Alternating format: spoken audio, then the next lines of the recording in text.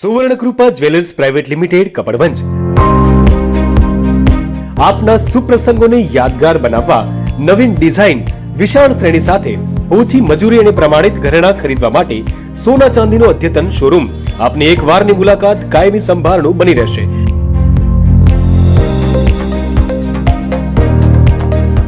તો અવશ્ય પધારો Suvarnakrupa jewellers private limited, Meena બજાર, કપડવંજ। અમારો સંપર્ક છે 91 691 69 140। ધાનેરાના વોર્ડ નંબર 5ના શેરપુરા વિસ્તારના રહીશોએ નગરપાલિકા વિરુદ્ધ ઉગ્ર આંદોલનની ચીમકી ઉચ્ચારી। ધાનેરાના શેરપુરા વિસ્તારમાં પીવાનું પાણી ગંદુ આવતું હોવાના આક્ષેપ। ગટર લાઇન ઉભરાતા ગટરના ગંદા પાણી પીવાના પાણીમાં આવતા શેરપુરા વિસ્તાર લોકો પીવા મજબૂર બન્યા હોવાના આક્ષેપ। શેરપુરા વિસ્તારમાં રોગચાળાનો ભરડો 4 માસથી વારંવાર રજૂઆત કરવા છતાં પરિણામ શૂન્ય। પાલિકા દ્વારા સફાઈ ન થતી હોવાના પણ આક્ષેપ કરવામાં આવ્યા। પીવાના પાણીમાં ગટરનું પાણી ભળી જતા રહીશો છેલ્લા 6 માસથી પીવાના પાણીને લઈને તકલીફમાં। શેરપુરા વિસ્તારમાં રહીશોની માંગ કે નગરપાલિકા દ્વારા તાત્કાલિક ગટર લાઇન તેમજ અને પીવાના પાણીની લાઇન તત્કાલીન રિપેર કરવામાં આવે તેવી શેરપુરા વિસ્તારના લોકોની માંગ। અહેવાલ ભરત એન્ડ ગલચર, ધાનેરા। શેરપુરા વિસ્તારની અંદર વોર્ડ નંબર 5 અહીંયા નગરપાલિકા કોઈ સંભાળ લેતી નથી। ગટરનું પાણી ભરાઈને ઉભરાઈ આવે છે અને પાણી પીવાનું પાણી પણ એકદમ ખરાબ આવે છે કે પીવાલાયક પાણી નથી। જે ચીફ ઓફિસર અને જો નગરપાલિકાના બધા અધિકારીઓ પાણી અહીંયા આમ પી અને ખબર પડે કે અમને પાણી પીવા લાયક છે, પાણી હે કે નહીં, એ પીએ પોતે પીએ પછી શેરપુરા વિસ્તારની વોર્ડ નંબર 5 ને પાડે પાણી તો અમને ખબર પડે કે કઈ રીતે પાણી પીવામાં આવે છે કે। અને અહીંયા માણસો, છોકરાઓ, નાના ભૂલકાઓ છોકરાઓ, બાળકો બચારા બીમાર પડે, પેટમાં દુખવા, ઝાડા ઉલટી બધું થાય છે, તકલીફ થાય છે।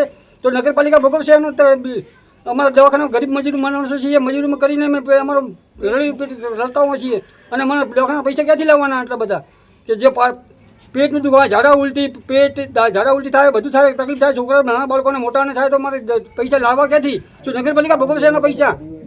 મારે વિનંતી છે કે નગરપાલિકા સખ્ત જાગે અને અમારો ગટર લાઈન કાઢી અને અમારે જે મેન ગટર છે એને આપી દેવા અને પીવાના પાણી સુધી મેળવે ને પછી અમારે તમારે આવીને મારે ગાંધીજીને મારી જવું પડશે નગરપાલિકામાં આવીને નિકાલ લાવો ને અમારે ગાંધીજીને મારી જવું પડશે મારે નિકાલ લાવો તો અંધારાથી બહાર કાઢો।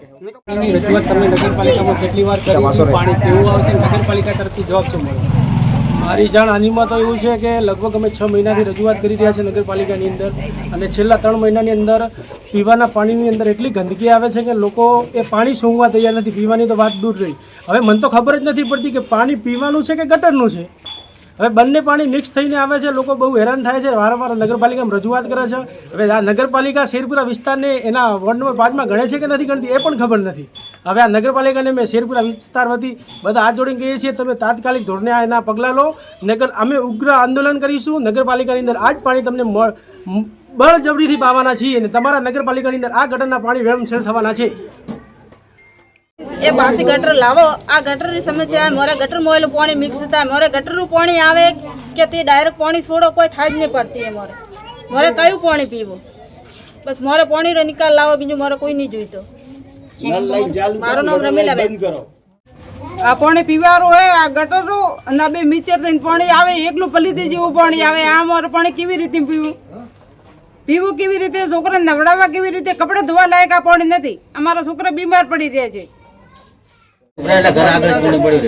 પાણી આવે ખરાબ સાહેબ, પાણી में बीमारी प्रो આગળ ગટર લેણનું પાણી આવે ખરાબ, બીમાર સૂકું પાણી આવવું જોઈએ, ગટર લેણ સાફ કરવી જોઈએ સાહેબ, અમારી વિનંતી છે।